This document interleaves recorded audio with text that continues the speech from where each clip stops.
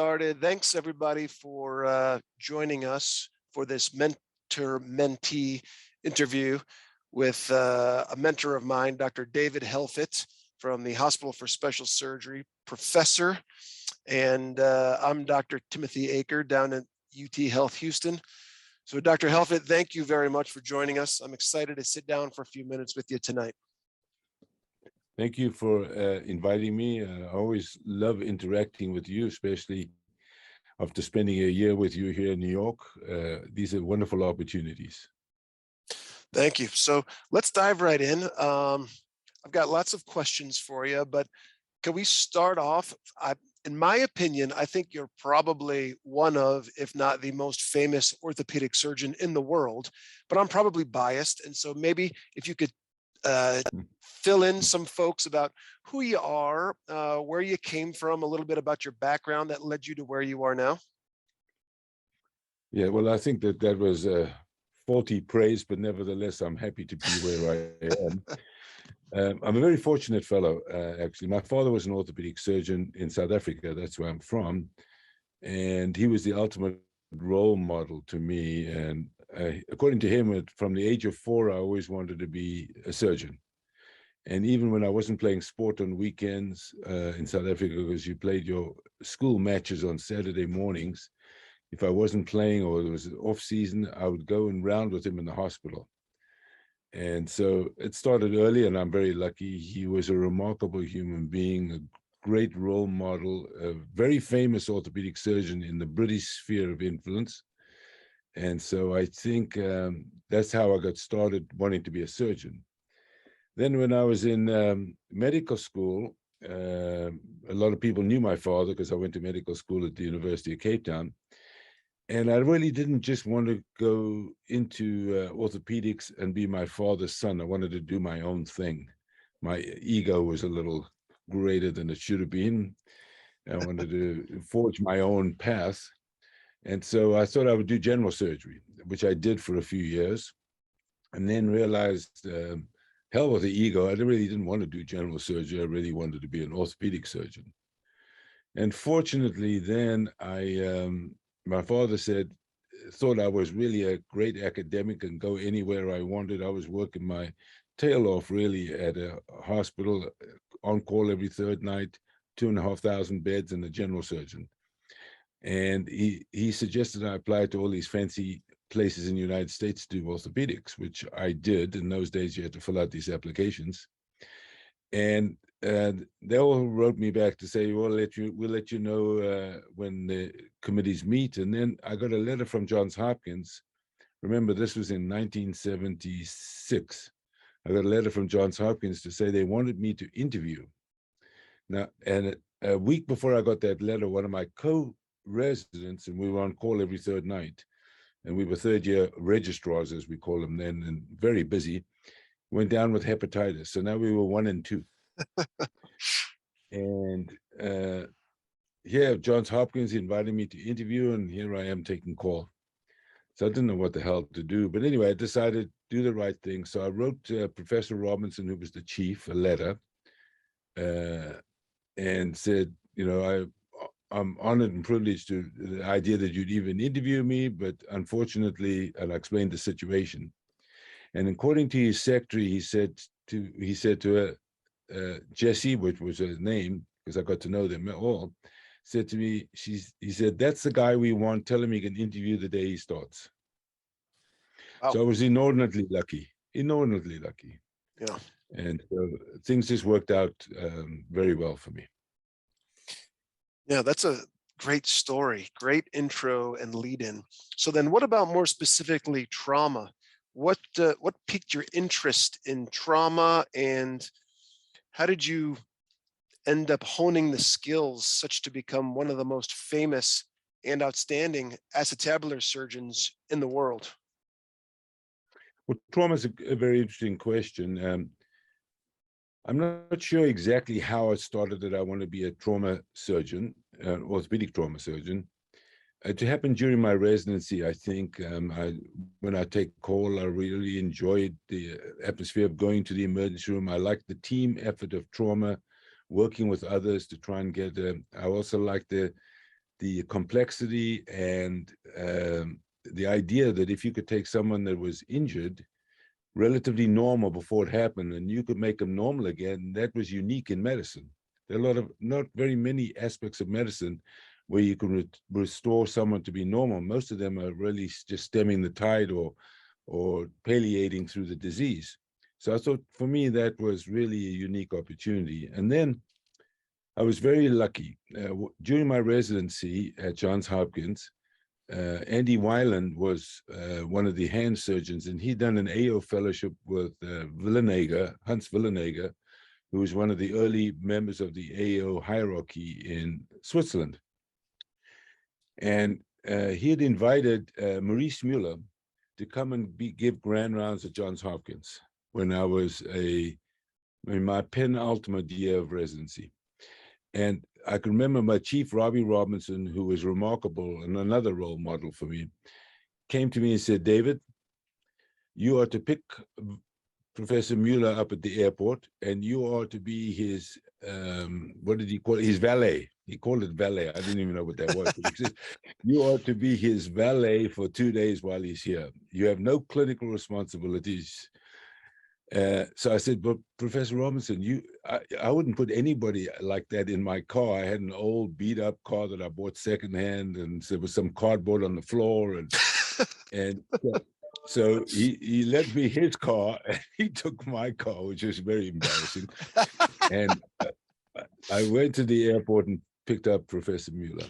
And he spoke pretty good English, but he was a very rigid, Germanic, structured kind of guy. And obviously, we didn't become bosom buddies as a result of this 2 days together.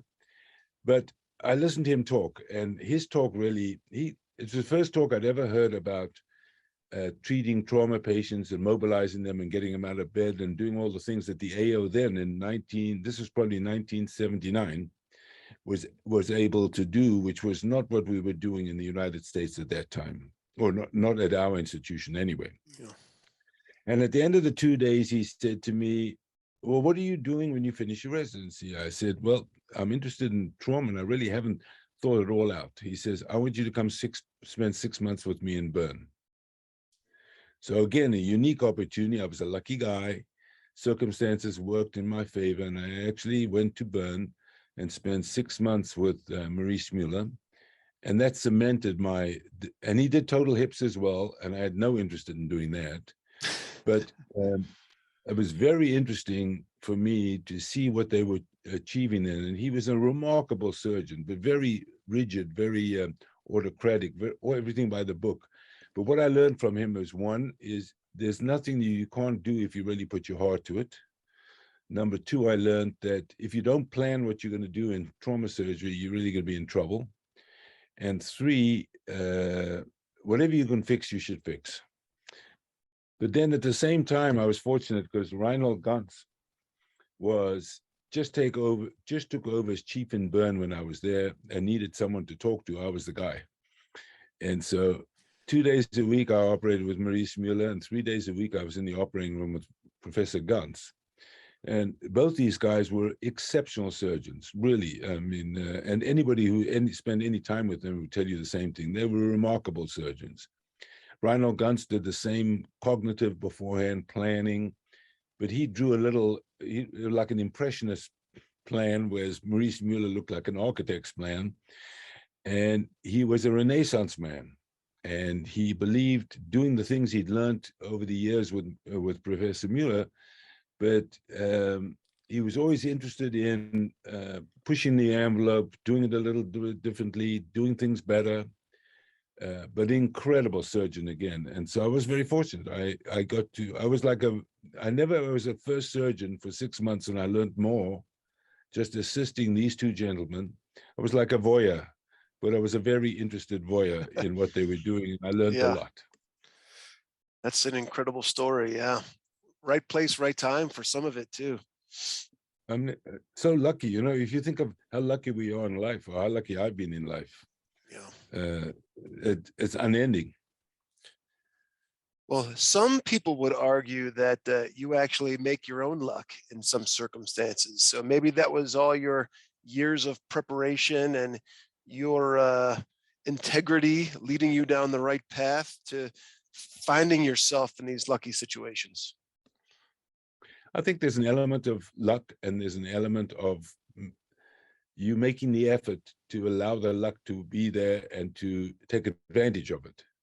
But I think there is an element of luck. I mean, we're all True. pretty lucky.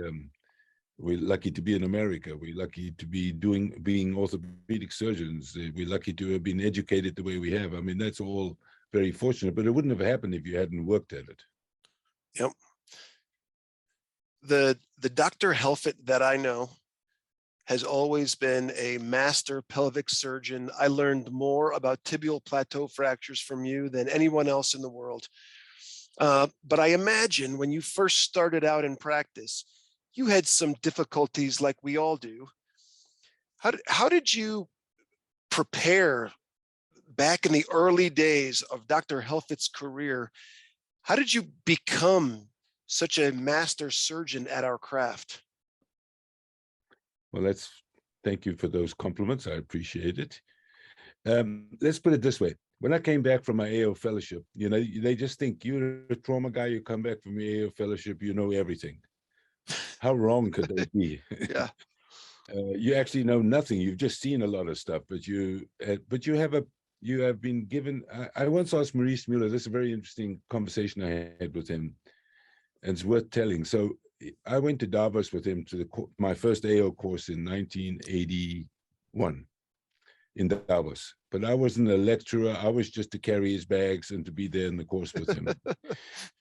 But I got to go attend his lectures and all the other lectures, and I was able to meet a lot of people in the AO. This was in December 1981.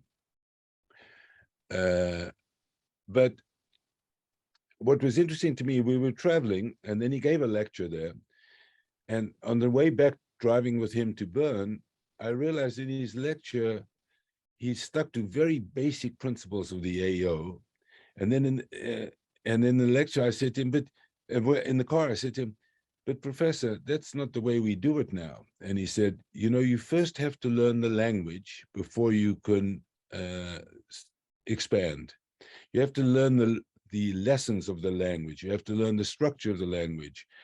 Only once you do that can you start deviating and can you use idioms, etc. That's what he said to me. And so I came back having learned a language, really, but not actually I couldn't write a book. I've just learned the language.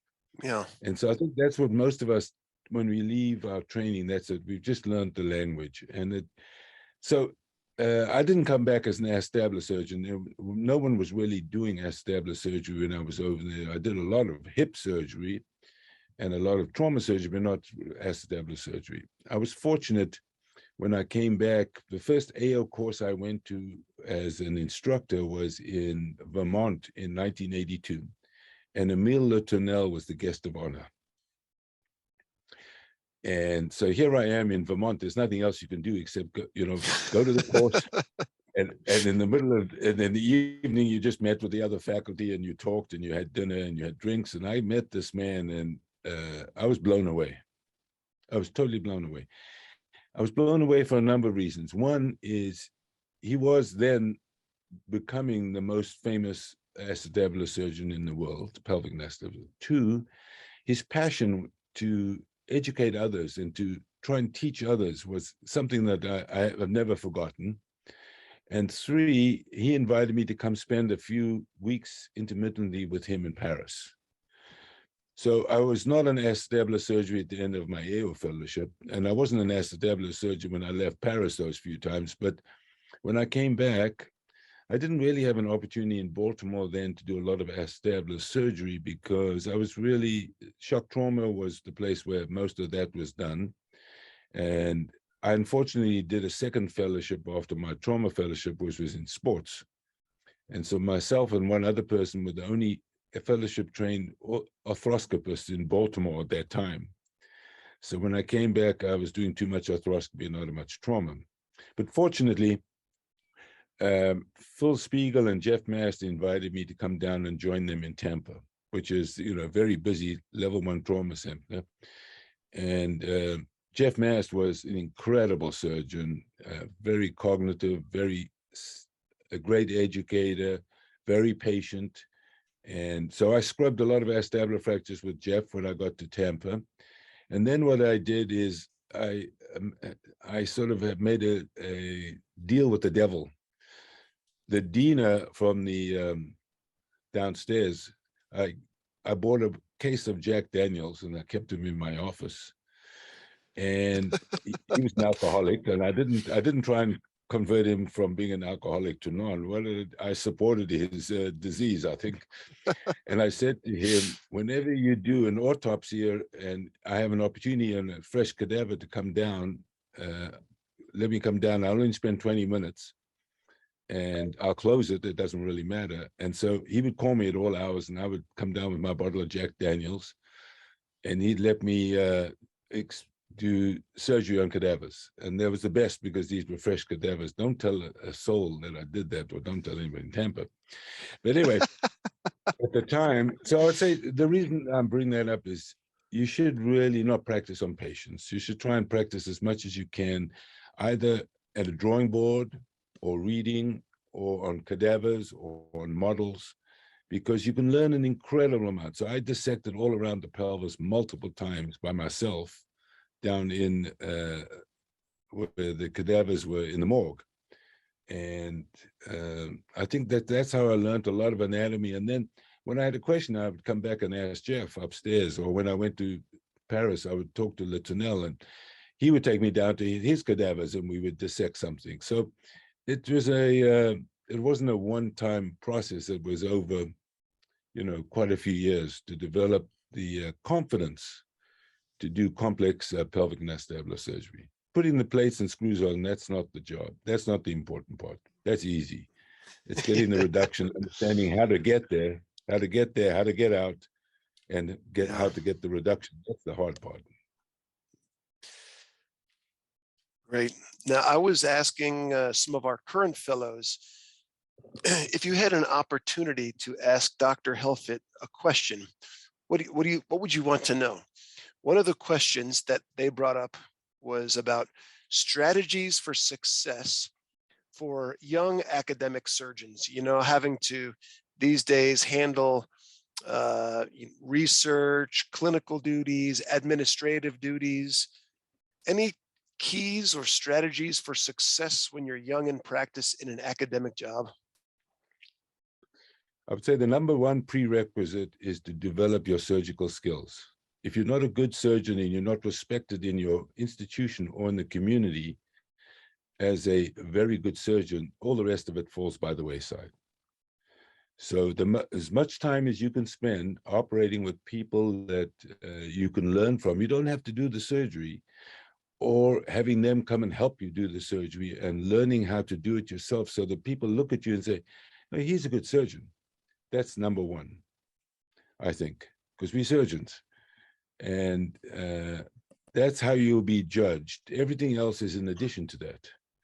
Secondary to that, I would say, I learned early on in my career when I did a biomechanical study, and it took so much time and effort, and it was worthless. And it didn't change anything I or anybody else did. I learned that if you want to do research and have an impact and have people read what you do, you either need to answer a question that is in a surgeon's mind, or you have to help develop techniques for doing surgery, or you have to demonstrate that if those particular cases were done by you or your team, what kind of results you achieved, and they were better than anybody else's. The rest of the stuff that's published, really, it's for academic advancements, but it won't, yes, you may make yourself academically promoted, but it won't elevate your standing in your community or with your peers. So it's very interesting. I didn't know much about the impact that studies have. And so I had to go on a committee for Harvard for something, and they wanted to know how many citations I had and as something called H factor. I didn't even know what that was. I thought it was something from the military. I didn't know what the H factor was because it was really meaningless to me. So it turned out when I got my research guy, Craig, who you remember, Craig Klinger, to look it up, the number of citations and my H factor are off the wall. And I haven't done one randomized control study. I haven't done one multi-center study. Everything we've done has really been to try and answer a question or to show if we do it the way we do it, what kind of results you can get. And so that's what people read. So I Yep. think about, it's not about the number of things you do, and it's not about doing what the epidemiologists think you should do. And it's not these studies that, any study in orthopedic trauma that doesn't include reduction as one of the outcomes, for me, is not even worth reading, because what are we comparing? We're not comparing apples with apples. We're comparing apples with rotten tomatoes or something. You know, it really doesn't mean anything. Yeah. So I think, so do some work that's impactful in your research, help a resident, and then the third thing I would say is be an educator, or learn how to be an educator and be an educator, because you can impart your knowledge, you can keep it to yourself, okay, and you can be a good surgeon and still be successful. But if you train residents and show them how to do things the way that you do it, and your goal is, and as you know, Tim, you and all the fellows, I'm so proud of you guys, because the one thing you've taken away from this fellowship, I think, is perfect is perfect. So whatever you do at surgery, it doesn't matter how long, what time of the day, how difficult it is. If you don't strive for perfect, you'll never get it. So there are a lot of excuses you can make, but that doesn't really help. So it doesn't always work because the injury sometimes precludes it, but it never should be because your lack of effort or your lack of desire, your lack of planning to make it perfect. So I think to impart that to other people and to understand, and then they respect you for doing that, and you do it, you will be successful. Yeah, we've certainly taken that, to the nth degree. I'm still in search of the perfect X-ray, but I try every single day. I'm still trying. Well, actually, when I was down with Jeff Mass was the person who really would dissect my X-rays, not just look at them. He would dissect them, screw by screw, plate by plate, bone by bone. And I really learned that from him, because I would do a case and I thought it looked pretty damn good, And then Jeff said, well, Jeff Mass would say, well, what's that screw doing? I said, well, it was near he says, no, well, what's the screw doing? I said, well, probably not very much. He says, well, what are you wasting it? Where do you put that screw in? And how did you expect this to work without another, So you have to be critical. I remember being at some meetings with him with similar conversations and criticisms of each and every screw. What is that one doing, and why is it so short? It needed to be this and that. Yeah, really interesting. But I think if you become a more cognitive surgeon and you think about what you're doing, and I know you do that because I've seen your plans. If you draw your preoperative plan beforehand, the odds are you won't have too many screws or implants that are unnecessary, and your reduction will be better. But we all sometimes put something in. And the other thing that I like to do, as you know, is at the end of the case, and it looks the reduction looks perfect, everything's perfect, one screw's too long or one screw's angular, the residents go crazy, but I'll change it because I know I've got to look at that X-ray and look at it for another 2 years or 1 year. And it's also, I think, Jeff was an artist. Actually, that's not true. His father was an artist, and Jeff had tremendous artistic skills. So when his drawings of his preoperative plan and his drawings of anatomy were remarkable, and I don't have that skill, but I think almost when you finish your case, your X-ray is your painting.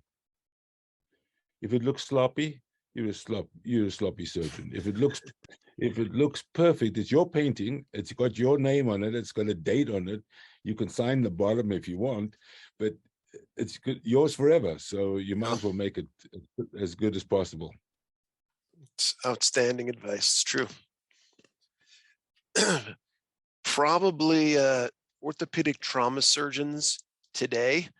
We have the trauma room access, at 7 a.m. Hospitals have now given us rooms.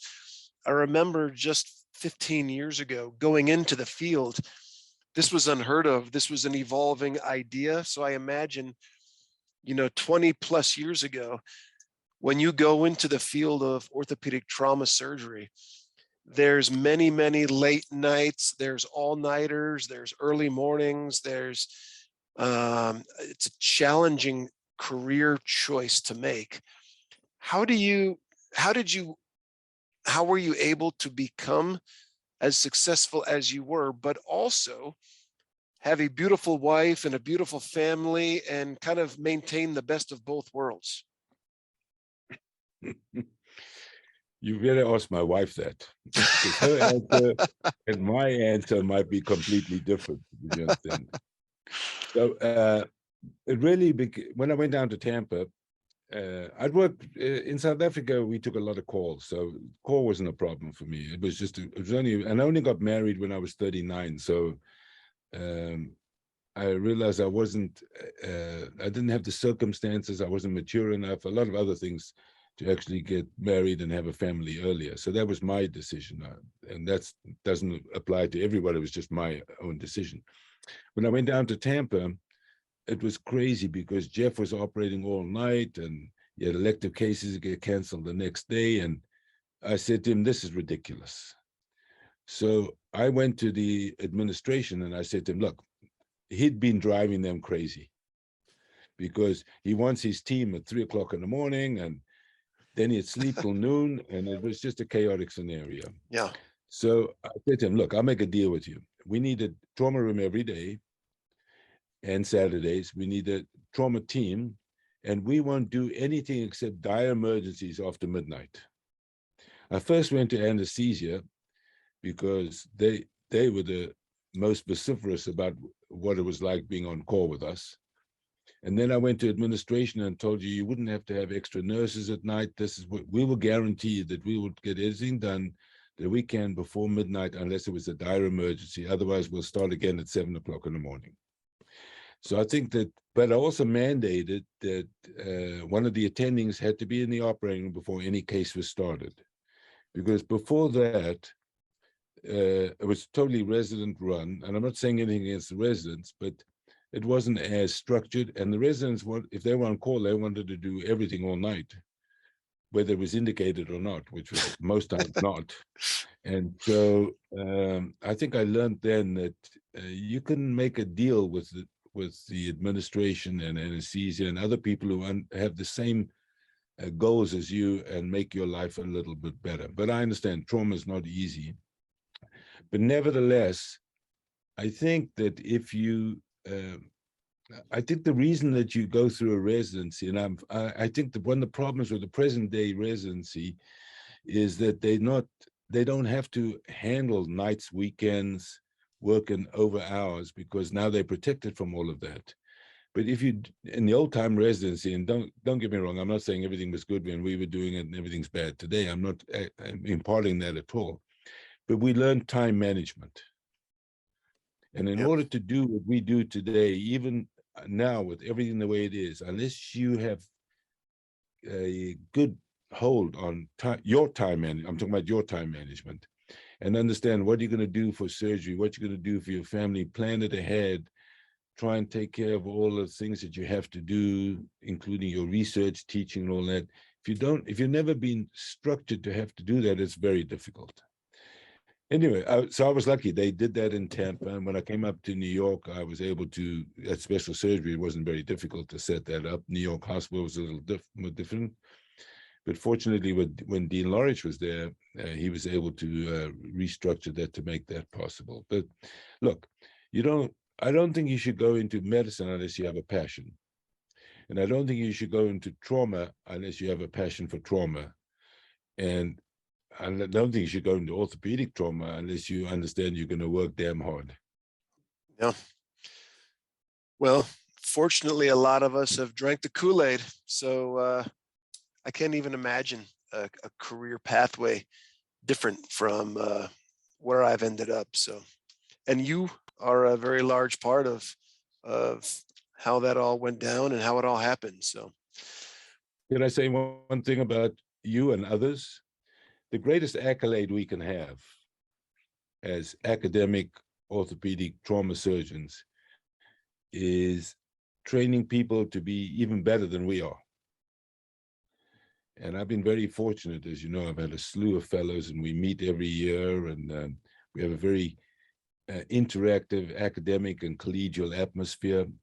But when I sit at those meetings, and when I see guys at national meetings, and I see your cases, I go home at night and I think, wow, what can be better than being involved somewhere in the maturation and development of surgeons that, as you said, drink the Kool-Aid, and now I actually drink more of it than I do.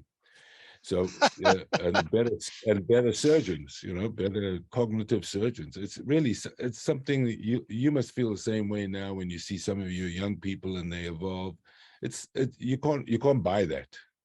that's absolutely true, and I think that it takes a certain element of maturity to not be threatened by young surgeons who are coming in. I mean, we have former fellows as well that go off and have done great things, and I do everything I can to help try to promote their careers and help them get involved in different organizations and committees. But that's I think I learned that from you. That's not everybody is willing and able to kind of try to help promote others upward. If I think you have to have a certain sense of humility and comfort in who you are and your own skills, in order to see that others could actually end up being better than the original teacher. That's an interesting point that you bring up. Well, I think it's the ultimate accolade. You can make someone better than you. How can that be bad? We have this conversation sometimes here in the hospital, is that some of the other services, they say, well, we're training too many people and they're competing with them.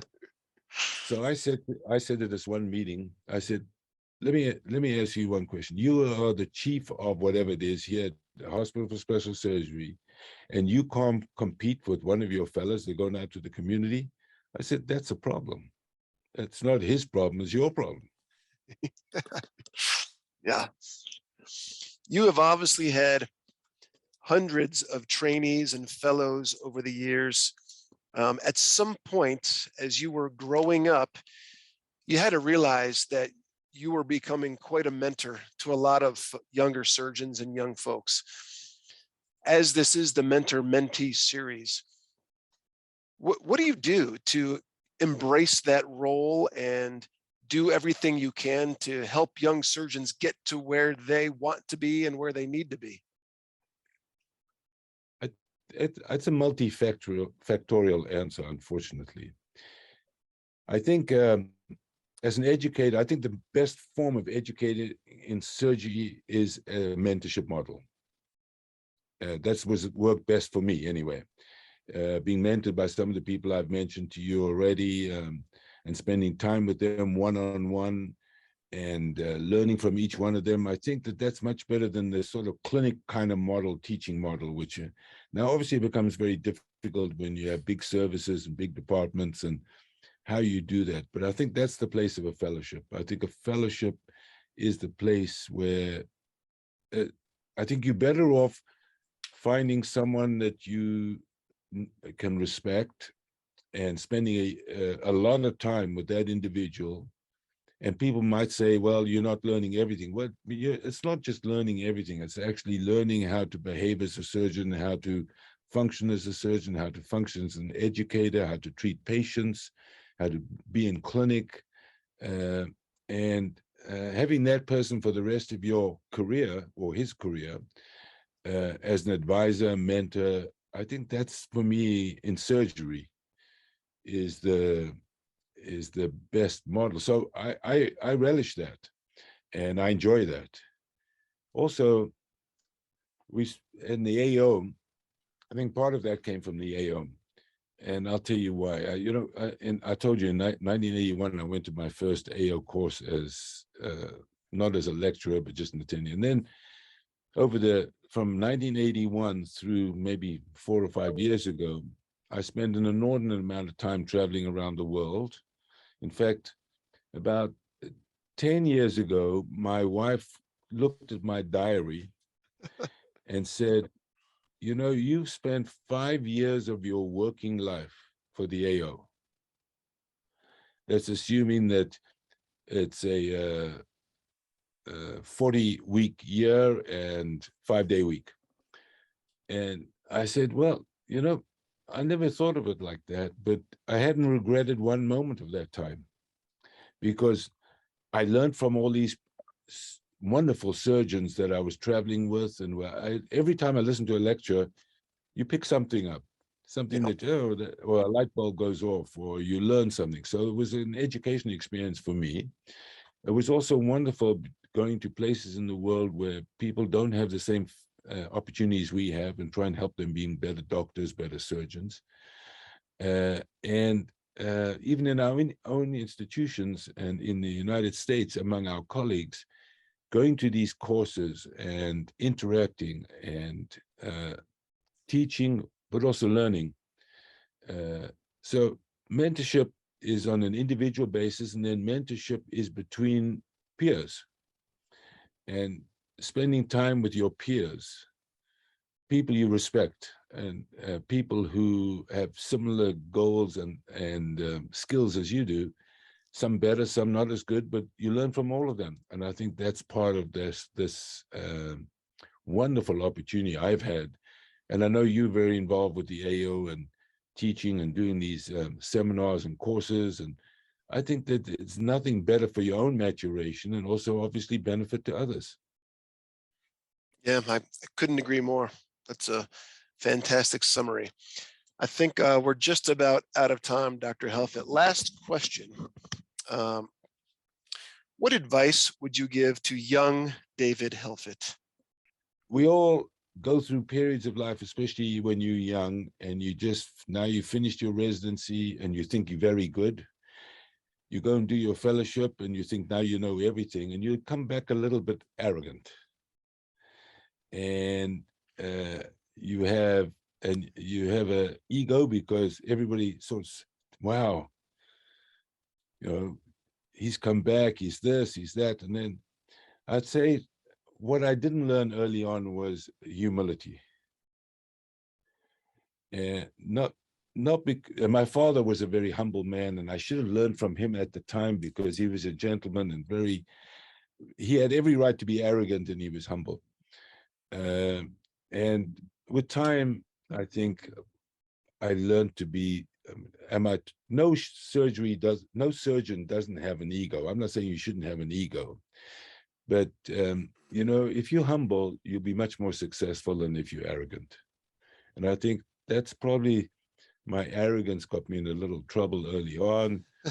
And if I had to do it again, I would try and be a little bit more humble, because after a while you realize that arrogance was ill-founded. I think we've all been there. We can all relate.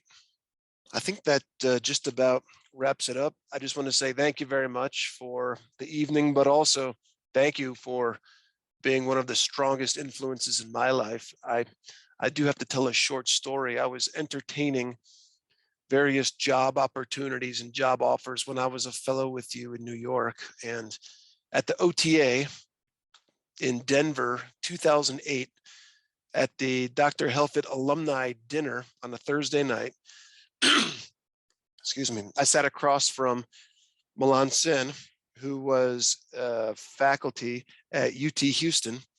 And I chatted with him a little bit.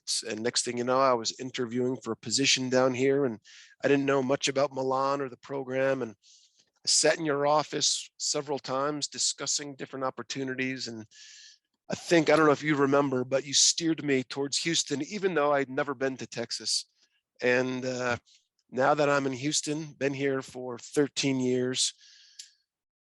And thanks to that move and that advice, I have the most wonderful job that I could ever imagine. I can't believe that I get paid to do what I do. I have an amazing, beautiful wife and family, and really would never have met them or entertained any of it if it wasn't for you steering me to this city and this job. So I think I have you to thank for more than you know. Well, I'm glad it worked out. And, you know, you make me proud because you make Texas proud. And they would claim you now. So it's not like you're a visitor anymore. You're now considered a Texan, and they be very proud of you and keep doing what you're doing. That's really good. I would like to say one final thing is for anybody who can get involved with an organization like the AO, cherish it and do it because the rewards are much greater than the effort. That's a perfect summary to a perfect interview. Thank you very much for your time. I look forward to seeing you soon. Thank you. And thank you for what you do. Thank you. Good job.